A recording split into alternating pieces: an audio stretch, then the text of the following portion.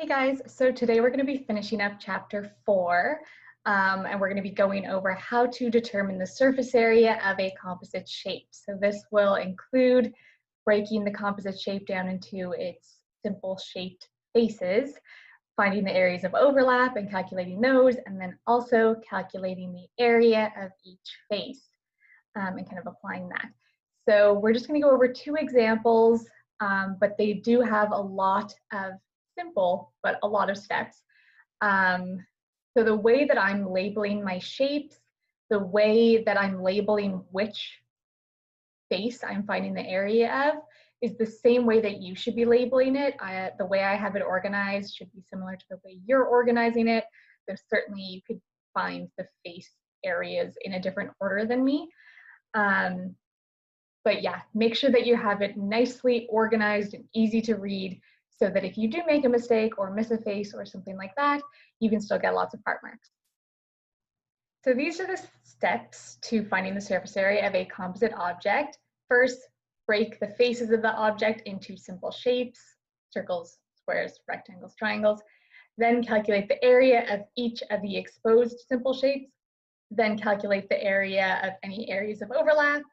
And then add the areas on the surface together and subtract any areas of overlap. So the first example here, I have a rectangular prism. On top of that, I have 2 cylinders, and then on top of the taller cylinder, I have another short, wide cylinder. So let's get started on this.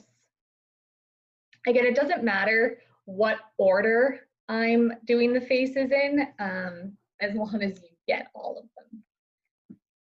So I'm just going to start by picking a random face. I'm going to do this one on the front here, so I'm going to call that shape number 1, and then I will say area number 1 is. And because it's a rectangle, we will do length times width. I don't care if you write the formula out or not, but this is going to be 3 by 25. This is 3 because this is 3. So 3 times 25, which is 75. And then I'm just going to see how many of the faces are the exact same as that. So obviously the one at the back here, is the same as that. And in this case, the sides are also the same. They're also 3 by 25, which means that side is also 3 by 25. So that face plus its opposite side plus the back are all the same. So I'm just going to do times 4, which is 300. And then I'm going to circle it so that I know later on I'm going to have to add it to the other areas to get my surface area. Okay, next up, I'm going to pick this face here. So the top of this rectangular prism, that is going to be 25 by 25. So it's actually a square. So area 2 is 25 times 25, or 25 squared, which is 625. And because the bottom of this shape would be the same, I'm going to times it by 2. Now, if you're wondering how do you know if you have to include the bottom of a shape or not, if it says find the lateral surface area, then you're definitely not including the base. Other than that, if it's just like a random shape, you're going to assume the base is included. The only time you might not is if you're finding the surface area of like a building where you know, like if you're painting the walls of the building or if you're putting like brick on them, you're not going to do that like underground. Same if you're like carpeting something, you might not carpet the bottom of like a staircase or something. Anyway, I'm going to times this by 2. That gives me 1250. And again, I'm going to circle it so I know I need to add it later. Okay, next up, I am going to move on to my cylinders. I'm going to start with this one at the top here. So I'm going to call that number 3.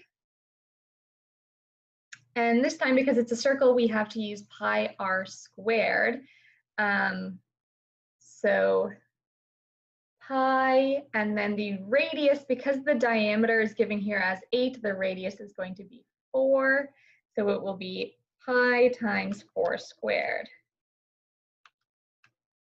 So that is 50.27-ish. I would recommend always keeping 1 to 2 decimal places while you're doing this. And then there's 2 of those because the bottom of this cylinder here would also be the same. So times by 2. And that is 100.53. Circle it so we know to add it later.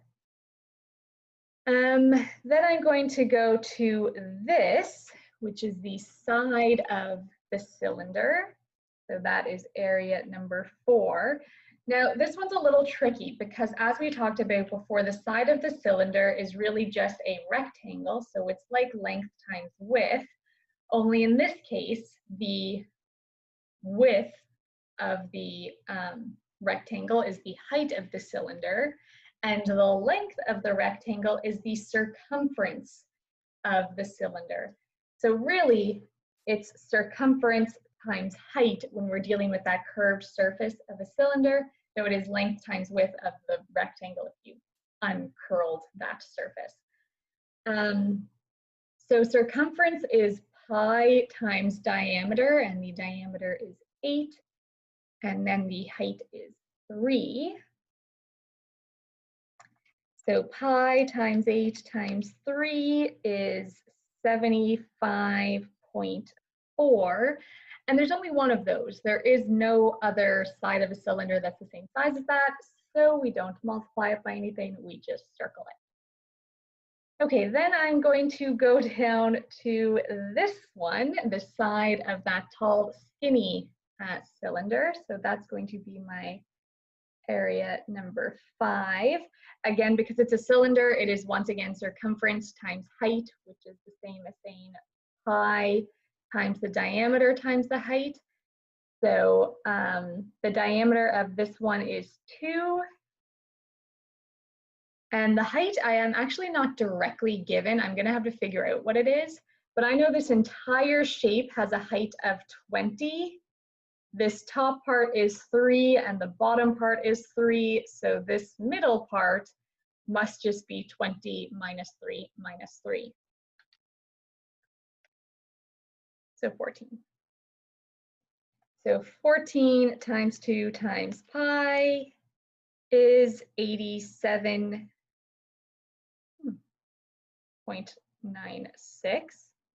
Again, there's only one of those, so just circle it to add it later.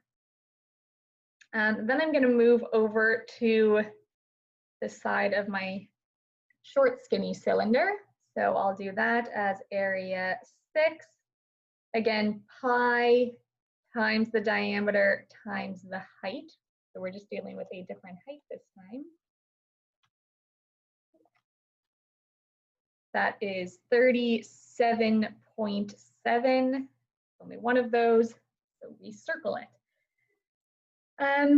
Now we get to not really a tricky part, but a part where some of you might do completely different things from one another. That's both fine. So this circle on top of my short cylinder, it's the only surface that we haven't actually included yet. And the reason I've left it for last is because some of you will do it as area number 7. You'll find the surface area of it, and that's totally fine.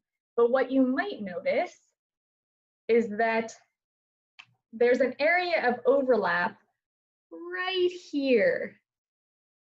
Oh, you can't even see that. Let me try a different color. Right here.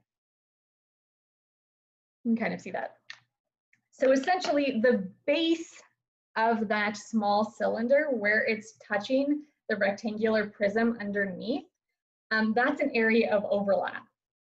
And because this surface area right here is the exact same as that area of overlap, If I calculated this surface area, I would be adding that to get the surface area of the whole shape, but then I would subtract this area of overlap. So I would essentially add and then subtract the exact same number. So a simpler way is to just let those cancel out. So I don't even have to calculate this surface area here because there's an area of overlap that is identical to that surface area. Again, if you would rather just calculate that surface area and circle it, calculate this area of overlap to subtract later and do all of that, that is also fine. But it is going to save you 2 steps if you just cancel out surface areas and areas of overlap that are identical. With that being said, there are some areas of overlap here that we do have to deal with, and they are the areas of overlap at the top and bottom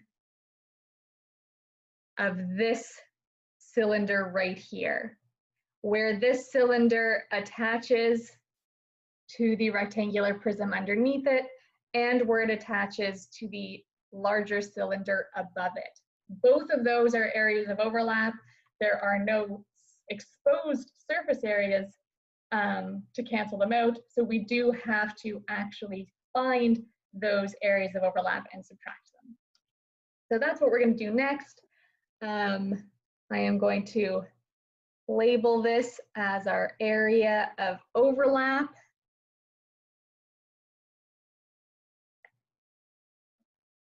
And then we'll find what that is. Because it's a circle, it's going to be pi times the radius squared. The diameter here is 2, so the radius will be 1. So 1 squared is obviously just 1, and if we multiply it by pi, it's just going to be pi, so 3.14. And then because there are 2 of them, we will multiply it by 2. So 6.28. I am going to surround it so I don't forget about it, but I'm not going to put a circle around it. I'm instead going to put like a cloud or a spiky thing around it, so I know that I need to subtract it, not add it. And then that brings us to our final step, which is just finding our surface area. In order to do that, everything I circled gets added. This area of overlap gets subtracted. Yeah. So 300 plus 1250 plus 100.53 plus 75.4 plus 87.96 plus 37.7 minus 6.28. Let me now plug all of that into my calculator.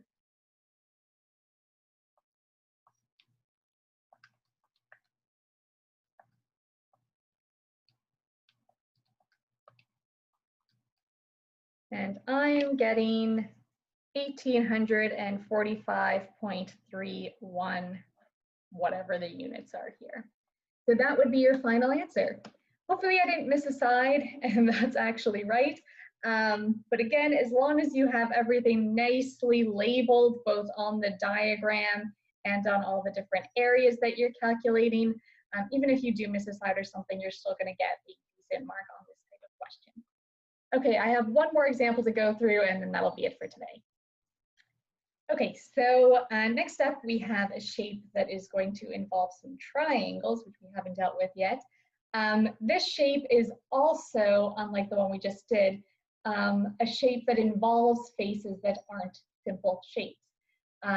So on the previous example, everything we were dealing with was like rectangles or circles or like the curved surface of cylinders, which are just rectangles. Here I've got this shape on the front here that is not a simple shape. So the very first thing I'm going to have to do here is split this so that I'm dealing with a rectangle and a triangle instead. Yeah, other than that, let's just pick some faces and start finding out our areas. So I'm going to start with this one here. I'll call that area 1. It is a rectangle, so length times width. I know one of my dimensions is 20, but the other dimension is not labeled here, as you can see. So what I'm gonna have to do in order to figure this out is, I have this 50 here. I need to figure out what the base of the triangle is so I can subtract it from the 50 to get the base of my rectangle. And I can figure out what this base of the triangle is by using Pythagorean theorem. So I'm going to go down to the bottom here and set up a Pythagorean theorem. And I can do that because I know this side of the triangle is 20, and this side of the triangle is 28. So the hypotenuse is 28. So 20 squared plus b squared is going to equal 28 squared. So I, of course, move the 20 squared to the other side. B squared is 28 squared minus 20 squared, which is 384.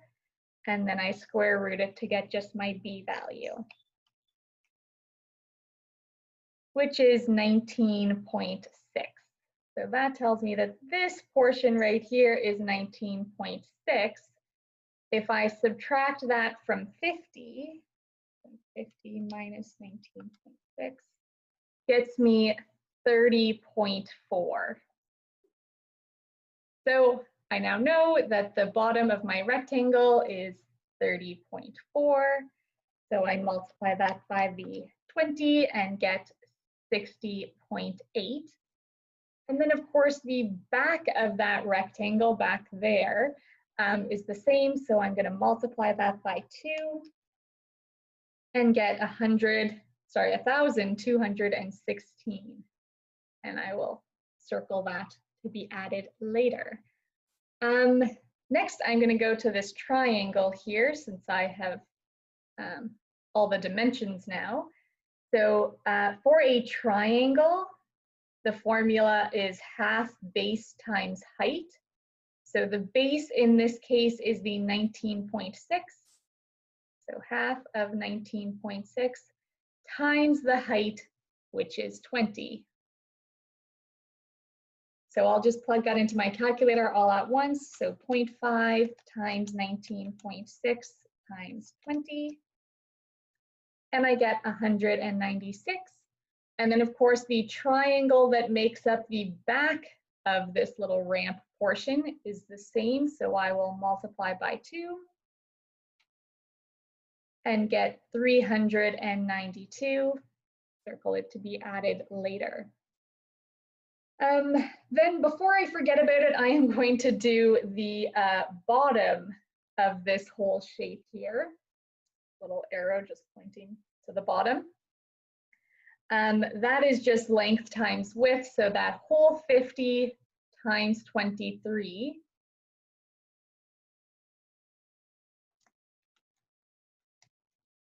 which is 1150. The top is not identical to the bottom because we have this ramp here, so I don't multiply it by anything.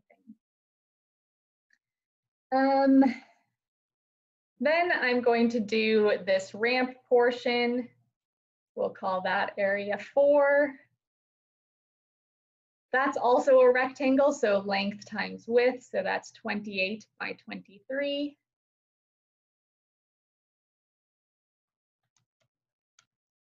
Which is 644.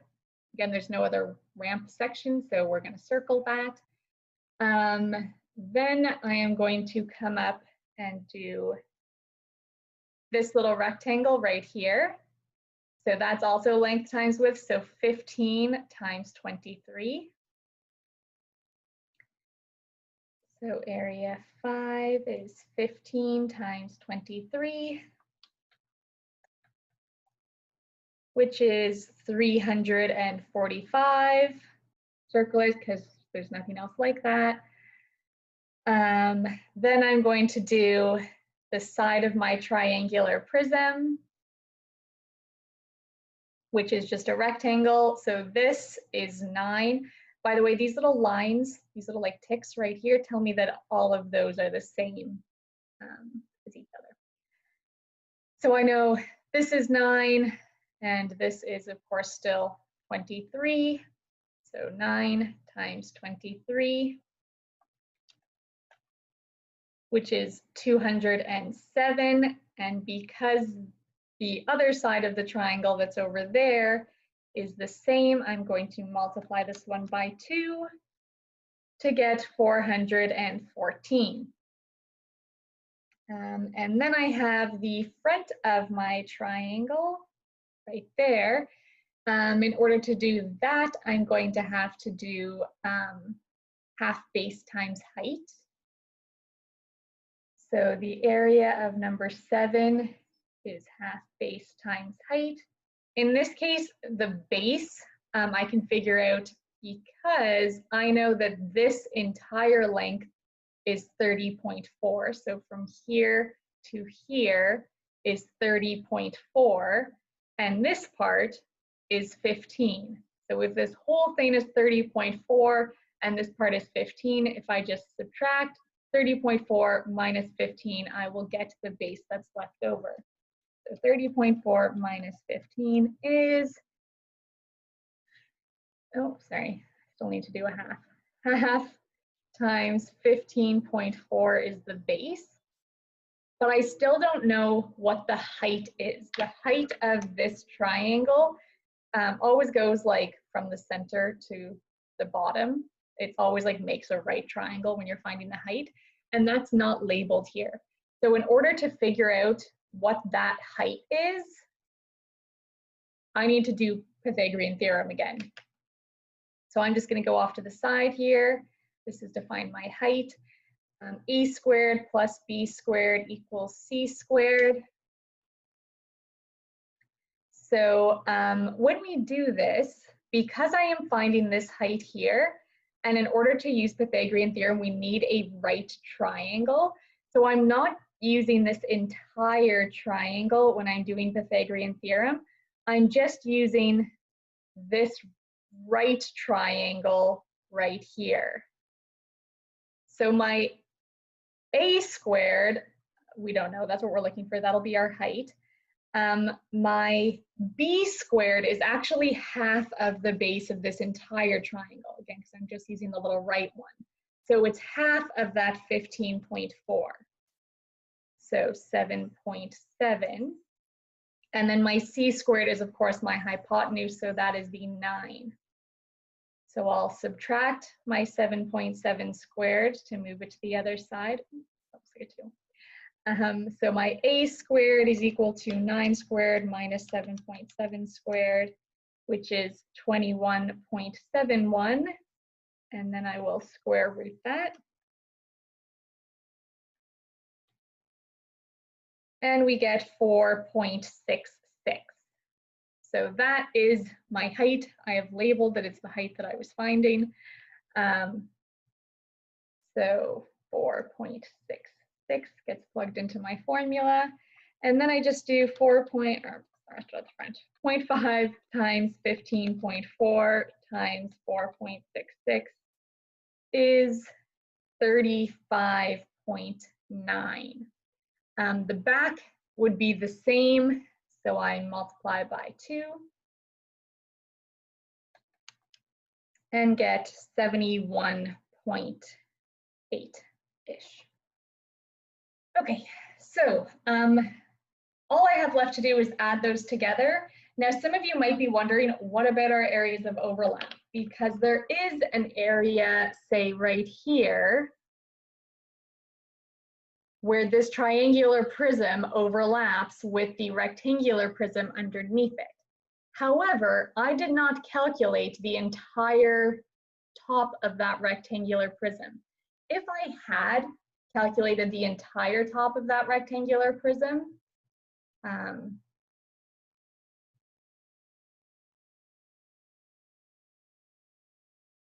then I would have to subtract that, but I don't, did I do that?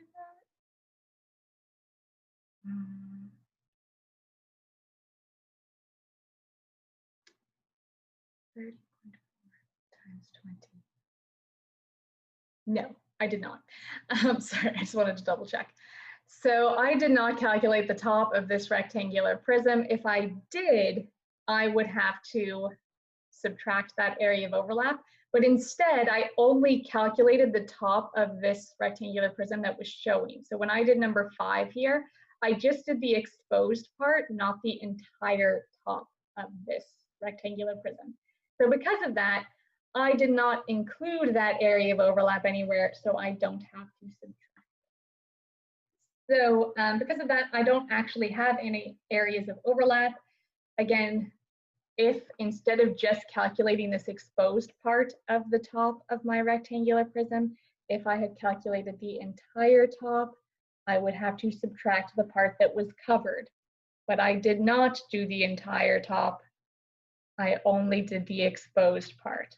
That's different from the previous example, where I calculated the entire top of this rectangular prism and then had to subtract areas that were overlapping, where I calculated the entire circular bottom of this big cylinder and then had to subtract the area that was overlapping. Okay. I did not have to do that this time because the exposed surface was a nice simple shape. Okay. So there's no areas of overlap to deal with. All I need to do to find my surface area is just, sorry, zoom out a little bit. Take all the numbers that I've circled and add them together.